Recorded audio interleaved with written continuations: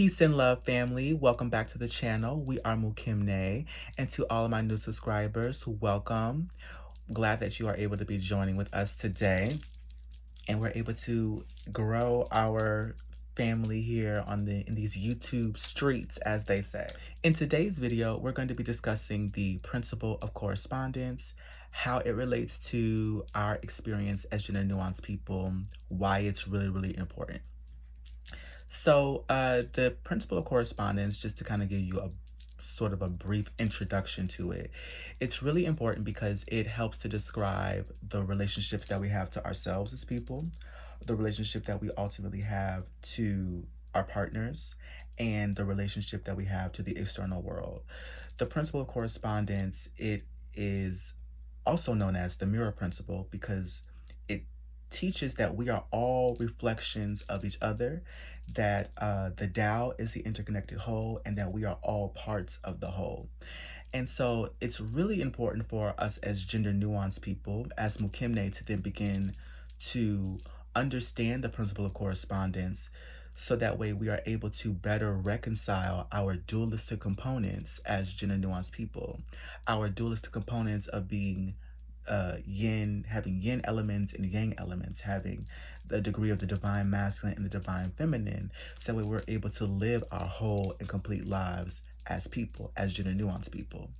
One of the most important concepts to grasp about the mirror principle is that parts of the universe contain information about the whole.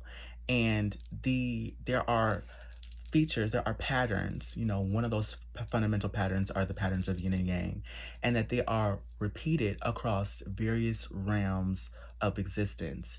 That you'll find the pattern of yin and yang in human nature. You'll find it from a neurological perspective. I'm going to show you how we could see yin and yang elements in the brain from a neurological perspective. There's yin and yang within nature. You see it in mathematics with the Fibonacci sequence in nature. You also have the principle of correspondence replicated within the cosmos, within the stars and things like that. So it's repeated across various realms of existence to show or to demonstrate how we are all one, how we are all interconnected in a very unique way within this sacred field of life. The purpose of the mirror principle is that it bridges the macrocosm and the microcosm. And if we do closer investigation and we begin to really look into detail, we'll begin to see how all of these systems are ultimately interrelated with one another. So I kind of want to talk about how the principle of correspondence can be viewed across different disciplines. So we look at the neurological perspective, the spiritual perspective, and what else I have? The psychoanalytical perspective. Okay, we'll start with the psychoanalytical perspective. So the principle of correspondence can be examined over various different disciplines. It was explored by Carl Jung when he wrote extensively about synchronicities, about how there is a relationship between our internal world and our external world, and how certain events happen and they correspond to each other, but seemingly by mere coincidence. In other words, synchronicity refers to coincidences that seem to have significant meaning or resonance despite there being no clear cause and effect relationship between events. Jung defines synchronicity as an acausal connection, an acausal connecting principle that links the inner world of the psyche with the outer world of events. So how you feel about yourself on the inside is connected to the way that the people relate to you on the outside. You can also examine the principle of correspondence from a neurobiological perspective. We have mirror neurons, and mirror neurons are how we ultimately learn from each other. We mirror each other in our behaviors. So, for example, when children are developing, they learn from their environment, and they may say things that they kind of mirror their parents and their behavior and things like that. So that's an example of mirror neurons, that we learn from each other and how we are all interconnected. In the realm of spirituality, I would say that our inner the inner reality creates the outer form. So how you understand yourself on the inside is related to your external world, your external environment. Spirituality is the understanding that our external world is a mirror to our internal state. One of the important things to note with this expanded view of consciousness is that this form of ancient wisdom is actually converging with modern science, and it's actually changing the way that people view heaven and hell. One of the most important principles, or one of the most important teachings, rather, as it pertains to the principle of correspondence, is as above, so below. So you're going to hear me reference that throughout all of our experiences, because in order for us to reconcile our dualistic components as gender nuanced people, you have to really grasp how things are related to each other within the concept of as above, so below. So I believe that the creator is ultimately conscious, that we have there's a degree of intelligent design to how we are as people and how we function, and that we are ultimately a way for consciousness to understand itself, that we are both observer and participants within this cosmic play. So I like to typically think of consciousness, functioning as a mother, that the intelligent design, the creator, is a feminine force, and that feminine force has designed this place uniquely for us to grow, that we grow from the inside out, that we grow in our relationships, we grow in our relationship to children. And so there's this element of femininity, right? Of the feminine principle that permeates our entire existence, that permeates the cosmos, that permeates everything, because it promotes growth. It is femininity that promotes growth.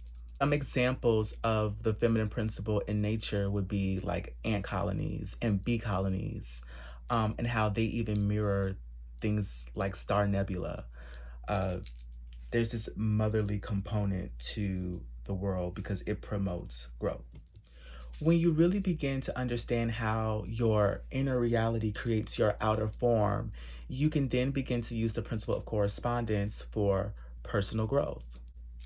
Our life circumstances are reflected in our internal beliefs and thoughts about ourselves and our external world. And as gender nuanced people, on this channel, we'll begin to use archetypal analysis to demonstrate how archetypes are these mental constructions of how a person understands themselves in the world in relation to someone else. And we'll go into archetypal analysis in other videos and the power of archetypes and how they help us as gender nuanced people to then begin to reconcile our duality, our dualistic components. The inner reality creating the outer form is then realized through the power of the archetypes. Other activities that help to promote a healthy sense of self and help you to come in terms of recognizing your inner reality is introspective journaling, reflective thinking, meditation, and archetypal analysis. Also, visualization exercises. If you really want to understand the secrets of the universe, that you have to think in terms of energy, frequency, and vibration. We can also use the principle of correspondence within our own personal relationships. We are mirrors to our partners, and our personal thoughts and beliefs are ultimately mirrored in our relationships, and the qualities and the traits that we ultimately admire within other people are traits that we also admire about ourselves. You know how sometimes people will say, I see myself in you. That's ultimately because the beauty that you see in me is ultimately a reflection of yourself. And vice versa. And conversely, the things that we dislike about other people happens to be something within ourselves that needs to be reconciled. So for gender nuanced people, the principle of correspondence comes up, especially being gender nuanced men, with the twin flame archetype. And the twin flame archetype is where it's bone of my bone, flesh of my flesh, how you are the feminine expression of masculinity and your partner would be the masculine expression of masculinity. And so that's ultimately how gender nuanced people are attracted to each other, through the principle of correspondence. Also, for women, women are attracted to gender nuanced people, you know, because of the desirability component, that women who see themselves as designer and unique in that way, ultimately are going to see gender nuanced people as designer as well, as being an individuated expression of femininity, a variegated gender identity. The principle of correspondence in music. So there is a yin and a yang component, a mirror principle component to music, right? So within music, you have the archetypal constellation of the Eros and the Muse. I won't really go into all of that right now. I'll probably go into that in another video. But just an example of what I mean by the principle of correspondence is that, so a gender nuanced man, for example, has the feminine principle. We have the performative quality, and then usually there will be your partner, right? The music producer has the yang element of making the music. So there's the idea is that there's the one person that creates the music, and then there's the other component that performs the music. And so that sort of constellation emerges within our experience as gender nuanced people in the form of drag, in the form of performance and creative arts as well. If you change the way you look at things, the things you look at change. Dr. Wayne Dyer.